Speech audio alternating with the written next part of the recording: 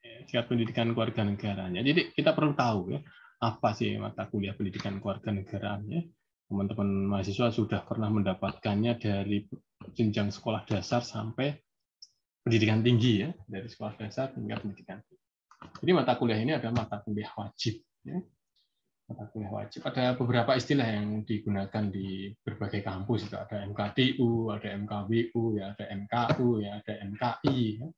Mata kuliah institusional, mata kuliah universitas, mata kuliah umum, mata kuliah wajib. Ya. Payung hukumnya adalah Undang-Undang Nomor 12 Tahun 2012 ya, tentang pendidikan tinggi. Di sana disebutkan bahwa semua ya program studi ya, wajib memuat 4 mata kuliah wajib di dalam kurikulumnya, yakni agama, Pancasila, kewarganegaraan, dan bahasa Indonesia. Jadi teman-teman mahasiswa harus ini menempuh mata kuliah ini. Mbak Sisilia sudah pernah dapat mata kuliah agama belum? Sudah, Pak. Sudah. Pancasila? Sudah juga, Pak. Bahasa Indonesia? Sudah, Pak. Oke, tinggal pendidikan kewarganegaraan ya. Ini harus ditempuh ya sama mahasiswa semua, apapun program studinya ya, termasuk geologi. Jadi jangan heran kalau ada mata kuliah ini. Meskipun sudah pernah didapatkan di jenjang sekolah dasar hingga sekolah menengah. Kemudian tujuannya adalah membentuk rasa kebangsaan ya, cinta tanah air ya, memiliki karakter sebagai warga negara yang baik dan cerdas ya. Disebut sebagai populer ya, disebut dengan istilah smart and good citizen. Jadi warga negara yang baik dan cerdas. Ini harus dikolaborasikan. Ya. Jangan sampai hanya cerdas tapi kelakuannya nggak baik ya. Kelakuannya nggak baik tapi nggak ngerti apa-apa. Ya. Ini tidak boleh. Kemudian tujuan ini ya dapat ditempuh ya melalui metode-metode berpikir kritis. Jadi teman-teman mahasiswa ya, kami ajak ya, saya Pak Astangka akan mengajak ya teman-teman untuk berpikir kritis ya, mampu menganalisis ya fenomena-fenomena, kemudian dikaitkan dengan teori ya, kemudian bagaimana peran mahasiswa terhadap fenomena tersebut ya, bagaimana pemecahan masalahnya sehingga mampu bersikap dan bertindak dalam kehidupan yang lebih demokratis. Ini penting ya. Negara kita kan negara demokrasi ya. Jadi hidup kita harus hidup secara demokratis ya.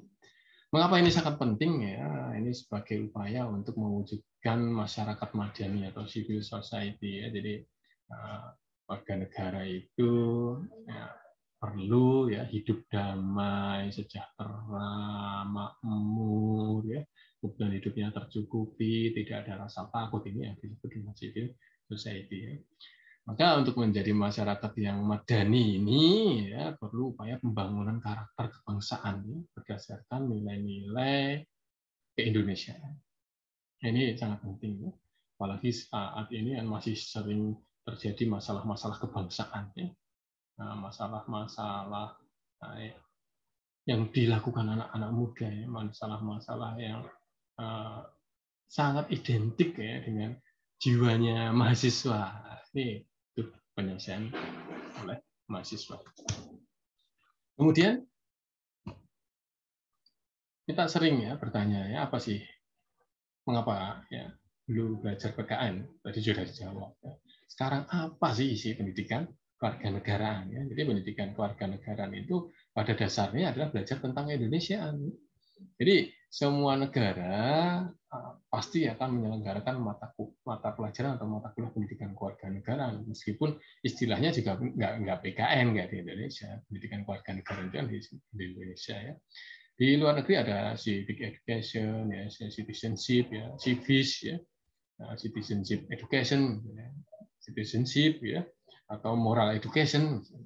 Ini menjadi mata kuliah penciri dari suatu negara untuk membentuk warga negaranya supaya merasa bangga ya, misalnya cinta dengan negara. Begitu juga di Indonesia ya, PKN ini pada dasarnya belajar tentang keindonesiaan ya, supaya menjadi manusia yang berkepribadian Indonesia. Gitu ya. Jangan sampai kita masyarakat Indonesia tapi berkepribadiannya ala luar negeri ya. Kita sering nonton tayangan dari luar negeri nggak apa-apa ya. Mbak Sisilia suka K-pop nggak Mbak Sisilia? Nggak terlalu, tapi lumayan, Pak. Nggak terlalu, tapi lumayan sering gitu ya. Oke, Mbak Sisilia. Jangan sampai Mbak Sisilia itu orang Indonesia sering nonton K-pop, kemudian kepribadiannya ala-ala K-pop ya. Ini yang tidak diperkenankan. Sampai-sampai berhalusinasi ingin punya pasangan seperti aktor K-pop. Wah, ini lebih lagi ya berhalusinasi. Ya nggak apa-apa ya itu ya, memungkinkan sekali ya. Tetapi jangan sampai kepribadian, gaya hidup, ya budaya hidupnya justru mirip. Nah, itu sekedar tontonan ya, efek dari globalisasi, ya, teknologi yang semakin maju, kita bisa menonton, tapi ada hal-hal yang bisa kita tiru, ada hal yang tidak bisa kita tiru ya. Karena tadi kita kan harus analisis ya, nonton drama oke, tonton saja nggak apa-apa, hiburan ya. Tetapi ya budaya hidupnya ya jangan ditiru ya. Gaya pacarannya jangan ditiru ya. Gaya pakaiannya jangan ditiru, kemudian berangkat ke kampus dengan cara berpakaian seperti pemain drama tersebut misalnya. Tapi bisa juga ada nilai-nilai yang bisa kita adopsi, misalnya semangat juangnya ya, untuk mendapatkan sesuatu yang diinginkan. Ya, ini boleh nggak apa-apa. Tapi tetap ingat harus berkepribadian Indonesia. Maka mari ya teman-teman mahasiswa membangun semangat kebangsaannya, mencintai tanah air Indonesia supaya jadi masyarakat atau sarjana atau profesional ya, sebagai bagian dari masyarakat yang terdidik. Ya masyarakat terdidik itu ya masyarakat yang baik dan cerdas tadi.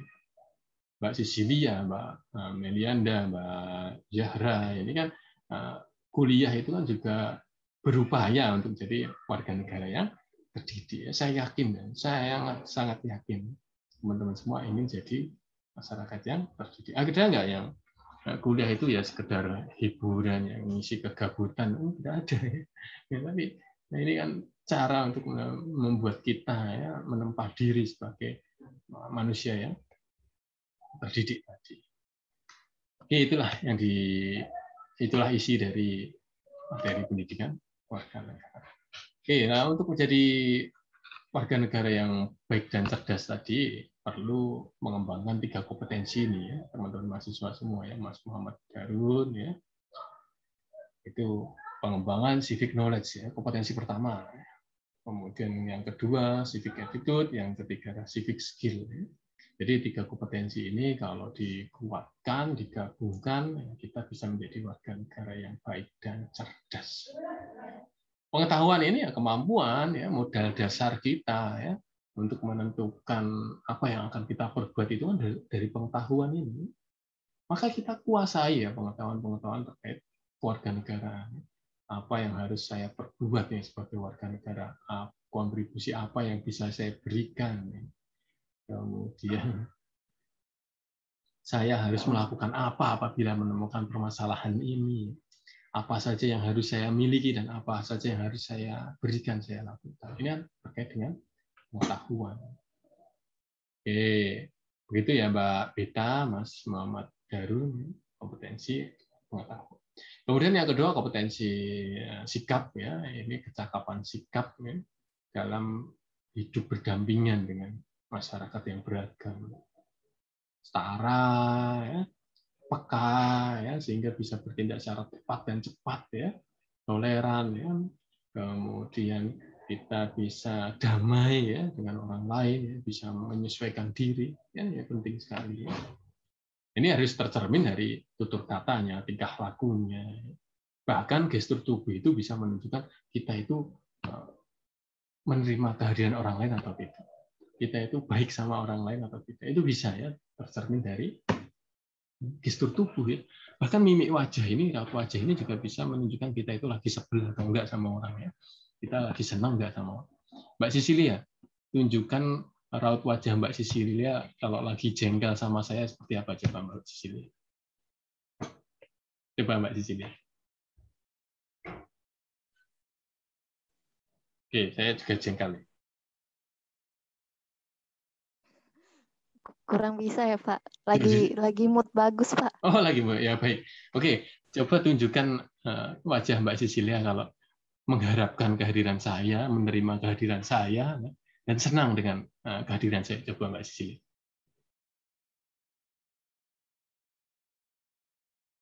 Gimana Mbak Sisilia?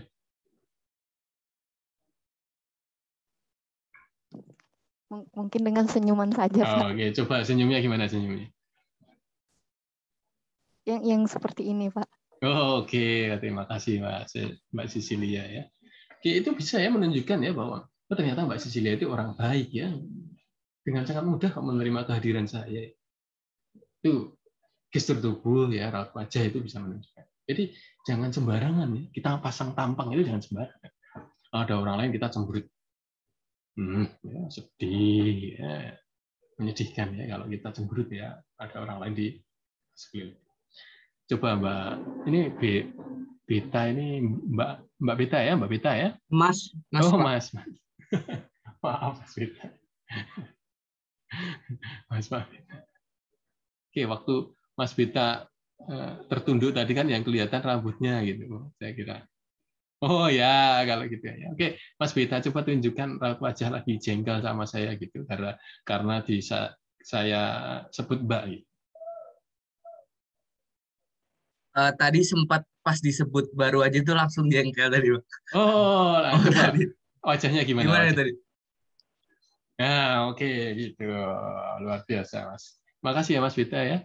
Nilainya C, Mas, gara-gara sama dosen cemberutin. Aduh, maaf, Pak. Oh, enggak contoh itu Mas Beta. Enggak usah khawatir. Oke, itu ya Mas Beta ya. Jadi Mbak Sisilia tadi bisa menunjukkan ini loh raut wajah yang bisa menerima kehadiran orang lain.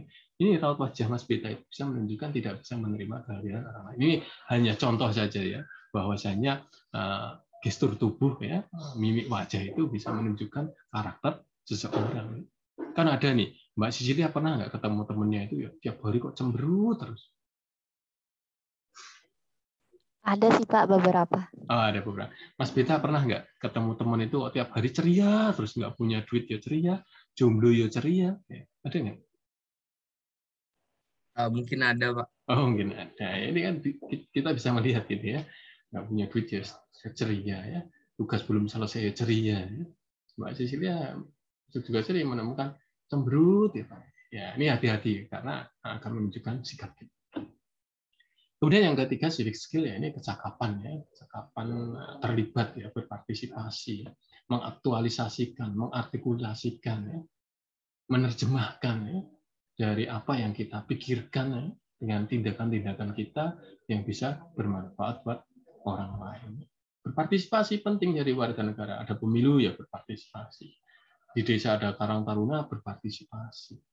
Saat diskusi ya berpartisipasi. Jadi ini yang menunjukkan bahwa kita punya keterampilan warga negara. Gitu ya. Ada pajak, ikut bayar pajak, berpartisipasi ya. Ada aturan, taat aturan, ya berpartisipasi namanya. Ya, sebagai warga negara yang baik dan cerdas perlu kolaborasi ya. Kolaborasi ketiga kompetensi ini ya, supaya jadi warga negara yang baik dan cerdas, gitu ya. Nanti akan saya bagi 3 kelompok ya, ke ruangan breakout secara terpisah ya. Teman-teman di room 1 akan membahas civic knowledge, room 2 civic attitude, dan room 3 adalah civic skill ya. Silahkan berdiskusi nanti ya dengan menerjemahkan apa sih kompetensi ini dengan gaya bahasa mahasiswa sendiri, bukan dengan gaya bahasa Google, bukan gaya bahasa PowerPoint saya, bukan, ini hanya sebagai ya gambaran ya, bukan gaya bahasa buku, bukan gaya bahasa sumber lain, tapi sumber-sumber ini hanya jadi gambaran saja, kita mau menerjemahkannya seperti itu. Paham ya Mas Beta, Aditya, Mbak Sisilia? Oke, nanti ya akan saya buat ruangan terpisah. Kompetensi kewarganegaraan ini dibutuhkan dalam rangka menyiapkan diri ya, untuk menghadapi yang namanya bonus demografi. Kita akan memiliki penduduk dengan usia produktif yang sangat melimpah. Nah, ini kan produktif ini, Mas Beta itu produktif nggak ini? Harus produktif ya? Iya, Pak. Oh, produktif, Mas Beta ya. Nah, jadi usia produktif ini ya, yang disebut dengan bonus demografi. Jadi kita memiliki jumlah penduduk ya. Misalnya gini, jumlah penduduknya 300 juta. Yang produktif itu 200 juta. Ini kan bonus ya. Beda kalau 300 juta penduduk, yang produktif hanya 50 juta. Wah, ini tidak punya bonus demografi. bonus demografi itu penduduk dengan usia produktif itu lebih banyak ketimbang penduduk yang tidak produktif. Dengan bonus demografi ini kita harus menganggapnya sebagai suatu peluang. Maka strategi kita harus meningkatkan produktivitas. Jangan sampai anak muda kok nganggur, tiap malam cuma nongkrong di ujung jalan, ambil minum-minuman, mabuk-mabukan, nggak jelas, ini jangan sampai, ini tidak produktif. Dan produktif ini harus diwujudkan dengan menghasilkan satu produk, bisa barang, bisa jasa, kerja misalnya, kita menggunakan tenaga, itu jasa, pikiran kita ngolah data, jasa.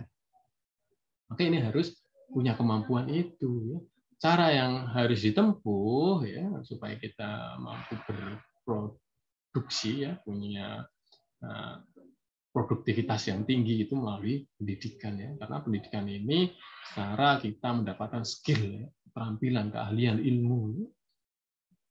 Salah satunya melalui pendidikan kewarganegaraan, memotivasi warga negaranya supaya terlibat, jangan hanya diem. Ada pemilu diem, kuliah diem, di masyarakat diem, kerja bakti diem, tidak terlibat. Kita perlu pendidikan, nah, supaya kita jadi Indonesia maju, Indonesia maju. Indonesia maju ini dari berbagai indikator itu lengkap, bisa jadi Indonesia maju, nggak ada pengangguran, ekonomi meningkat, pendidikan yang merata, pembangunannya merata, sumber daya manusianya unggul, kemudian pertahanan keamanan, ketahanan pangan. Ini kalau indikator-indikator yang banyak ini kita penuhi, bisa jadi negara maju. Jangan sampai kita menganggap sebagai negara maju karena pendapatan kita meningkat, tapi di daerah kita, bukan di daerah lain. Jadi harus merata. Mau nggak jadi Indonesia maju? Ayo maju ya. Oke. Tapi mau jadi negara maju itu butuh tantangan. Nggak bisa jadi maju nggak ada tantangan. Kuliah aja ada tantangan, Kuliah jam 7.30 itu tantangan, bangun pagi. Kuliah tepat waktu, ngerjain skripsi, tugas akhir, semua ini termasuk Indonesia. Kalau mau jadi negara maju, ini perlu dari 53% minimal jadi 71% di tahun 2030. Ini apa ini Mbak Sisilia artinya?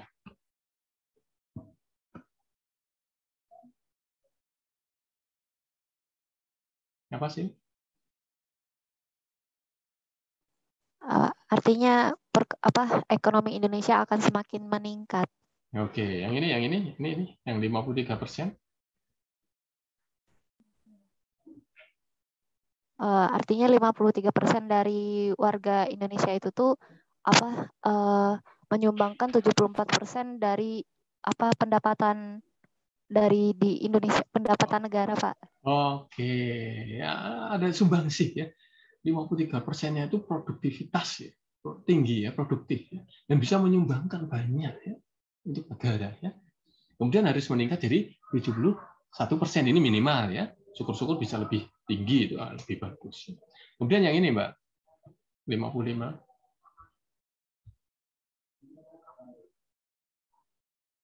55 juta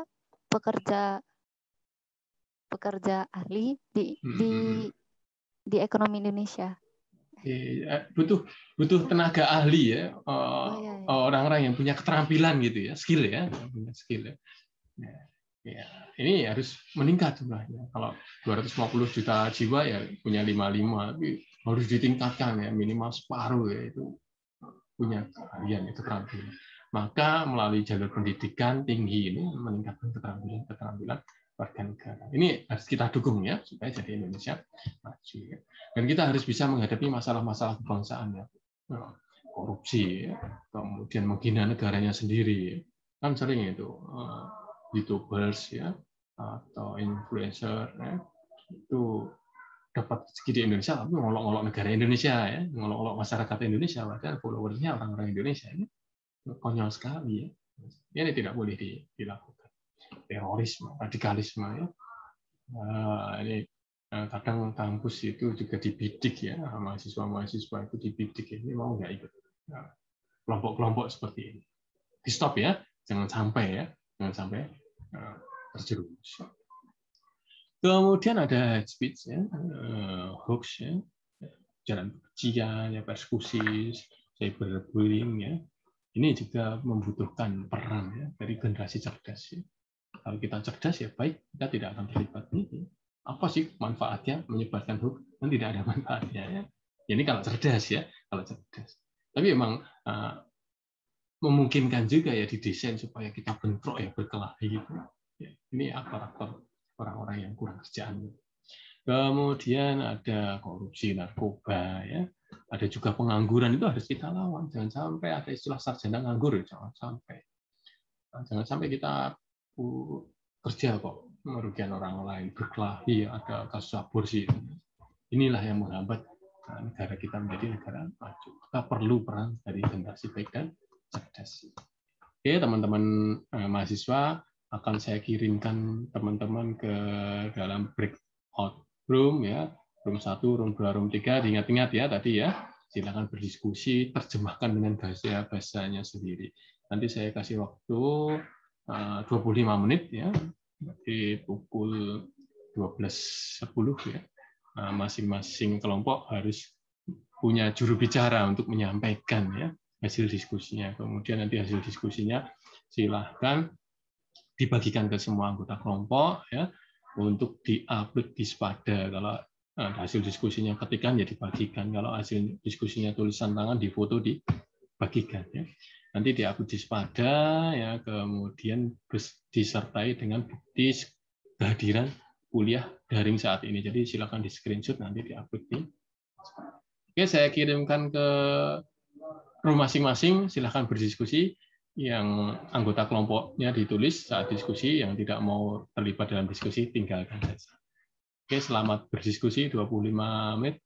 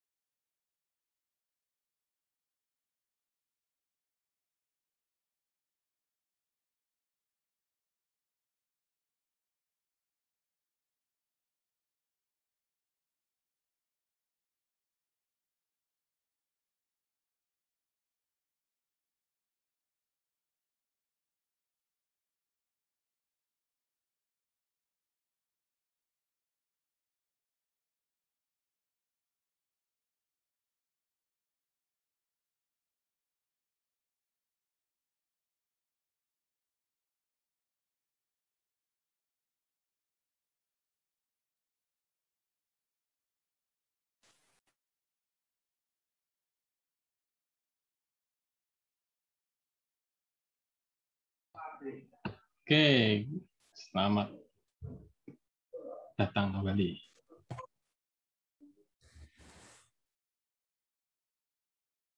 Oke, mohon maaf ini tadi ada yang bertanya atas nama Mas Rivaldo. Tanya kelompok berarti sesuai dengan yang dibagi di Zoom. Iya, mohon maaf nih, lewatan handphone saya. Oke, sudah terkumpul kembali ya. Nih.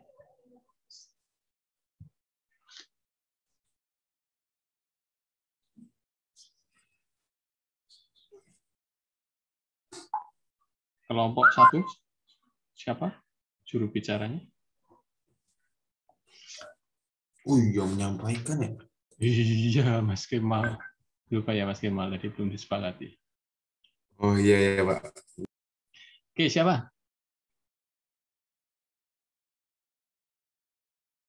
Kelompok 2 siapa? Disiapkan. Kelompok 3 siapa? Disiapkan. Kelompok 1 dulu.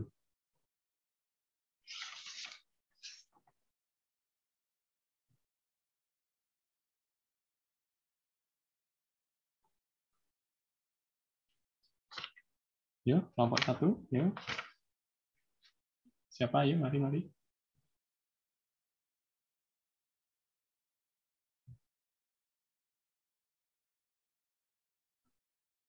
Belum ada nih kelompok 1. Kelompok 2? Iya, Pak. Oke, Cecilia. Oke, Sel. Baik, jadi kami dari kelompok 2 akan membahas tentang civic attitude.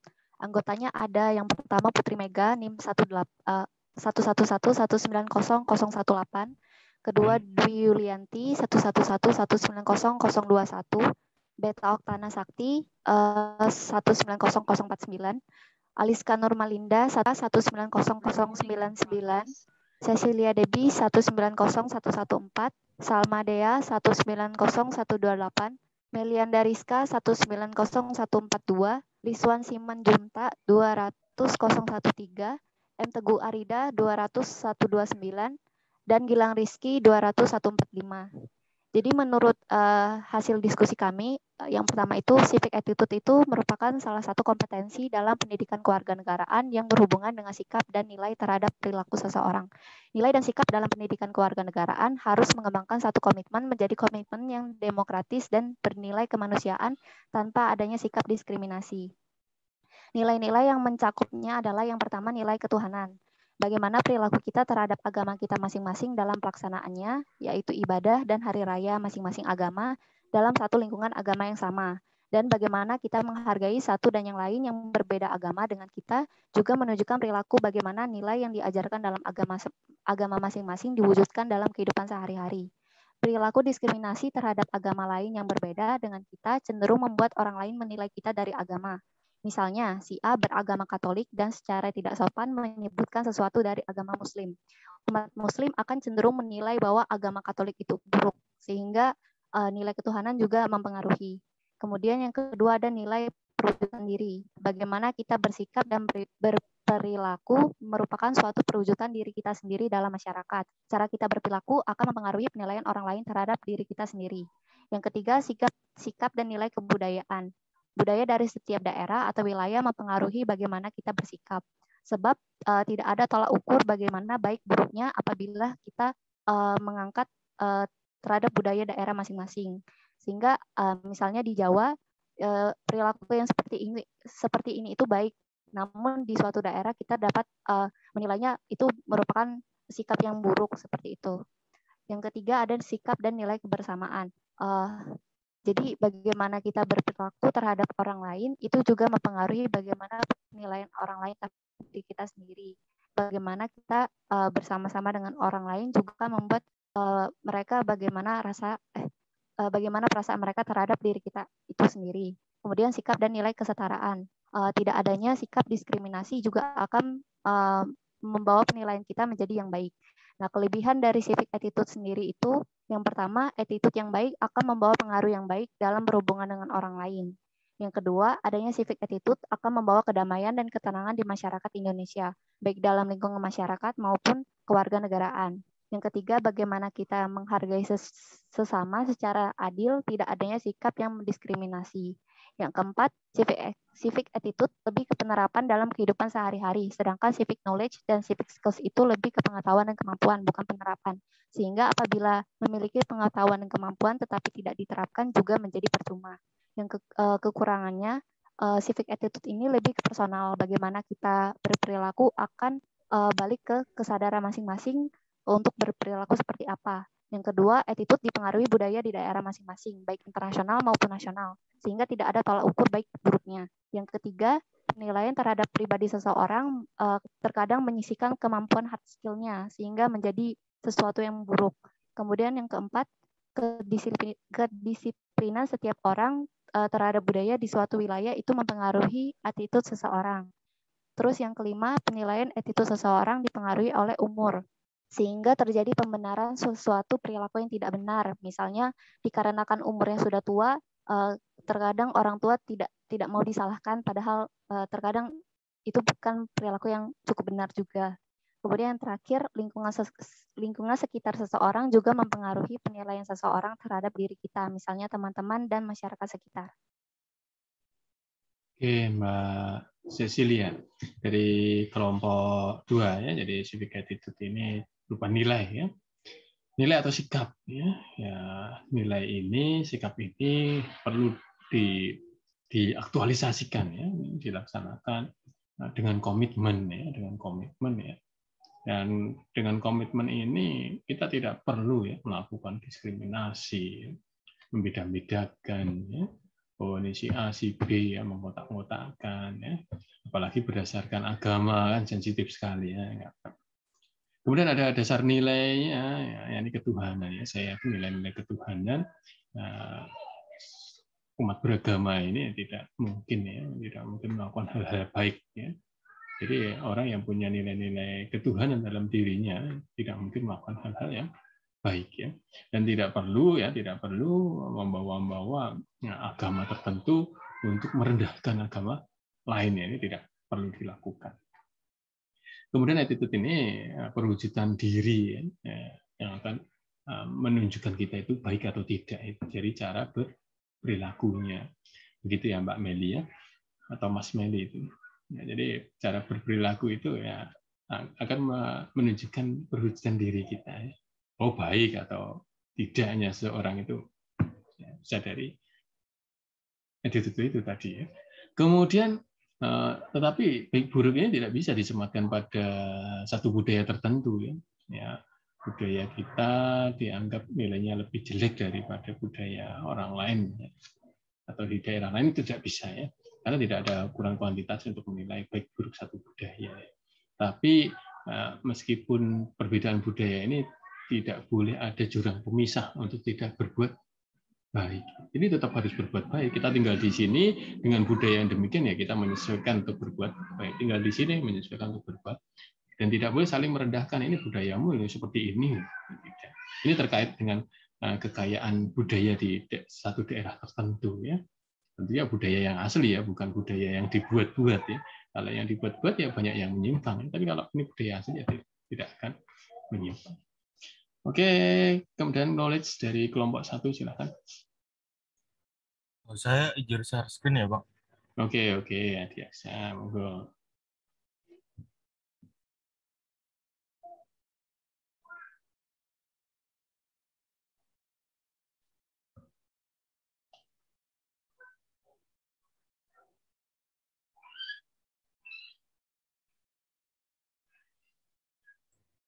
Assalamualaikum warahmatullahi wabarakatuh. Selamat siang.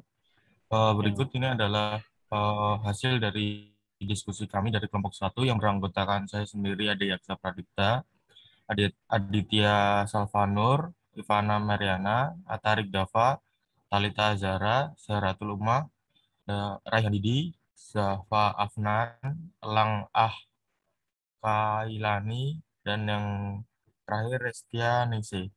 Dari beberapa pendapat mahasiswa ini, kami simpulkan jika civic knowledge itu tadi merupakan bagian dari komponen pendidikan kewarganegaraan dan merupakan kemampuan masing-masing orang dalam memahami pendidikan kewarganegaraan agar dapat melaksanakan perannya menjadi warga negara yang baik. Dengan arti lain, civic knowledge ini merupakan pengetahuan tentang kewarganegaraan, di mana hal ini belajar tentang bagaimana cara kerja masyarakat atau seluruh kegiatan masyarakat dalam kegiatan bernegara. Contohnya kesadaran diri sendiri untuk mengikuti peraturan pemerintah dan lain sebagainya. Dan selanjutnya, apabila setiap warga negara telah memahami pendidikan kewarganegaraannya atau civic knowledge, maka kehidupan berbangsa dan bernegara akan berjalan secara selaras sesuai dengan hukum dan aturan negara yang baik, sehingga akan menciptakan kehidupan yang harmonis. Pemahaman tentang civic knowledge ini merupakan suatu hal yang penting, karena untuk mempersiapkan dan melahirkan generasi muda menjadi warga negara yang demokratis. Civic knowledge penting diketahui karena dapat digunakan sebagai pedoman dalam hidup bernegara dan juga meningkatkan rasa bela negara. Contoh civic knowledge antara lain yaitu mencakup segala bidang seperti hukum, politik, moral, dan lainnya. Dan pengetahuan yang dimaksud dalam civic knowledge itu meliputi lembaga-lembaga negara, asal-usul negara, partai politik, sistem hukum, dan norma-norma yang berlaku. Cukup sekian dari kelompok 1, kurang lebihnya mohon maaf. Wassalamualaikum warahmatullahi wabarakatuh. Dari kelompok 1 yang diwakili oleh Mas Adiaksa. Jadi civic knowledge itu merupakan kemampuan ya dalam catatan yang saya ringkas dari paparan Mas Adiaksa ini, kemampuan memahami. Ini kemampuan memahami kita itu penting ya, karena akan dijadikan pedoman untuk berbuat. Pedoman untuk melakukan sesuatu itu harus didasarkan awal dulu dari pengetahuan kita. Kemudian pengetahuan ini ya bisa mencakup politik, hukum, ya, pendidikan, ya, moral, ya, sehingga kita juga bisa menyesuaikan diri, ya, menempatkan diri. Bagaimana dengan sistem politik yang demikian, sistem peraturan yang demikian, pendidikan yang demikian, nilai-nilai moralitas yang demikian, kita bisa menyesuaikan diri. Termasuk kita juga harus tahu nih terkait dengan lembaga-lembaga negara ya, perannya apa saja, ya, sistem hukumnya bagaimana, ya. Selain itu, warga negara juga perlu nih mengetahui peran-peran warga negara, ya. Bagaimana cara warga negara memiliki peran, ya. Bagaimana warga negara terlibat. Ini masih dalam pengetahuan, ya, karena nanti akan menentukan bagaimana kita melakukan sesuatu. Oke, kita lanjut ke skill. Saya izin memaparkan buat civic skill, Pak. Oke, Mas Kemal. Nah, sebelumnya perkenalkan, nama saya Muhammad Kemal Nahrawi. Kemudian ada tadi yang di breakout room 3 ada Anggi Rusista, ada Aris Muhammad Anwar, ada Virginia Grestesia, ada Muhammad Darun Hafiz, ada Nurmaya Hasibuan, ada Rivaldo Antarani, kemudian ada Zakwan Safik, ada Rifki Nur Hidayah, dan ada Wahyu Nur Rahman, Pak. Nah, untuk civic skill sendiri, secara umum pengertiannya itu merupakan salah satu dari kompetensi kewarganegaraan, di mana sebelum-sebelumnya tadi telah dipaparkan oleh kelompok sebelumnya, ada knowledge dan juga attitude. Nah, skill sendiri berarti kita sudah berbicara mengenai suatu kecakapan ataupun penerapan dari pengetahuan yang telah kita punyai, attitude yang telah kita pelajari sebelumnya, untuk diartikulasikan ke dalam bentuk perwujudan partisipasi kita di kehidupan sehari-hari berbangsa dan bernegara. Contohnya sendiri dari teman-teman tadi, Pak, sudah menyampaikan beberapa pendapat mengenai perwujudan dari mereka untuk civic skill sendiri tadi. Yang pertama, dari saya sendiri itu tadi untuk contoh penerapan dari civic skill ini, kecakapan tadi, salah satu contoh sederhana itu merupakan pada saat pemilihan umum, Pak, di mana pada saat pemilihan umum nanti kita itu sebagai warga negara yang baik harus mempunyai dasar buat memilih sendiri tanpa adanya paksaan dari pihak manapun, dan jangan sampai kita masuk ke golongan putih. Maksudnya apa? Kita tidak mencoblos ataupun tidak memilih siapapun yang mencalonkan diri nantinya, baik itu presiden maupun dewan perwakilan rakyat. Kemudian ada pendapat dari Rifki, Pak. Salah satu contoh penerapannya itu yang sederhana seperti mengikuti peraturan pemerintah. Apalagi di situasi saat ini itu ada pandemi ini kita harus mengikuti peraturan pemerintah supaya pandemi ini bisa cepat selesai. Kemudian ada pendapat dari Tesya tadi, selain kita mematuhi peraturan, menurut Tesya kita tidak boleh melanggar peraturan yang sudah dibuat baik oleh pemerintah sebagai warga negara yang baik.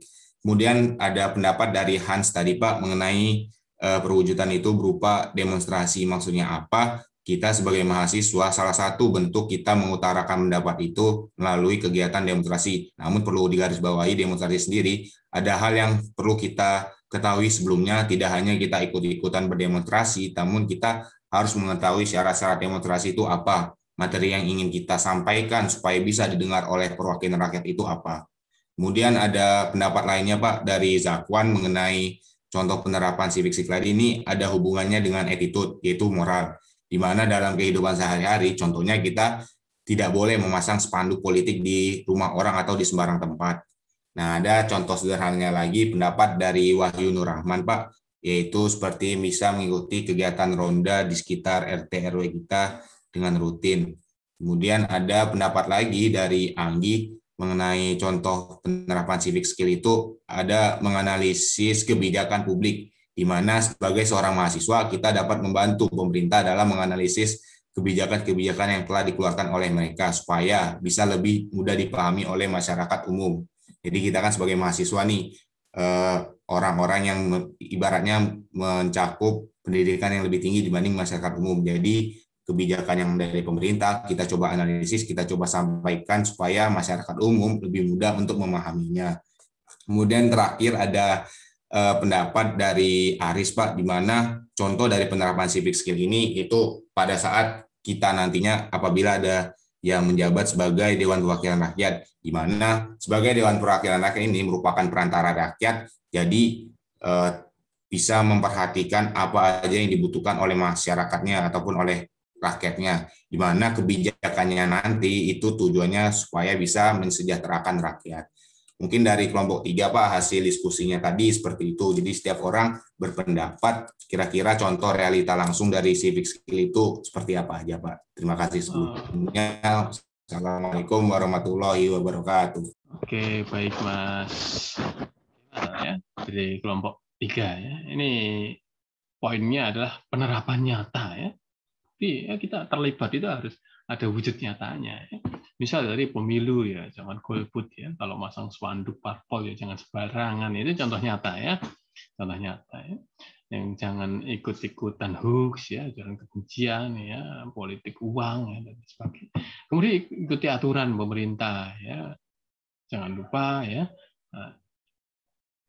Untuk tidak melanggar ya aturan-aturan tersebut ya, ikuti saja ya, ikuti ya Mas Darun ya, Muhammad Darun Hafiz itu temannya digandeng itu biar mesra itu kalau kuliah berdua itu. Oke ya Mas.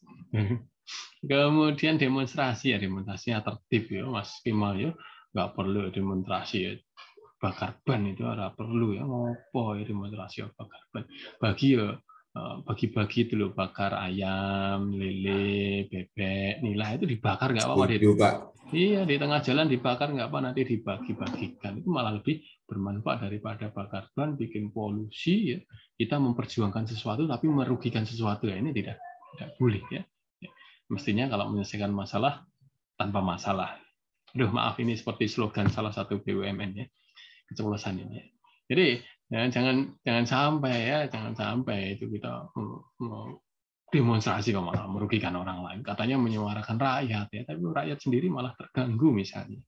Bakar ban, blokir itu. Oke ya, Mas Kemal ya, bakar nila, bakar bebek, bakar ayam, bagi ini. Itu malah lebih bermanfaat.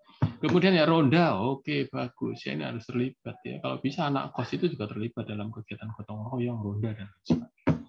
Ya, kemudian kita membantu menganalisis kebijakan di mana saja nih yang bisa diterima oleh anak muda nih kebijakannya. Mana saja yang perlu diperbaiki, ya perlu kita menyampaikan dengan cara-cara yang lebih bijaksana. Oke teman-teman semua, ya terima kasih atas pertemuan hari ini terkait civic knowledge, civic attitude, dan civic skill ya. Sudah saya simpulkan bersama, nanti diskusinya bisa dilanjut di Spada begitu. Oke, terima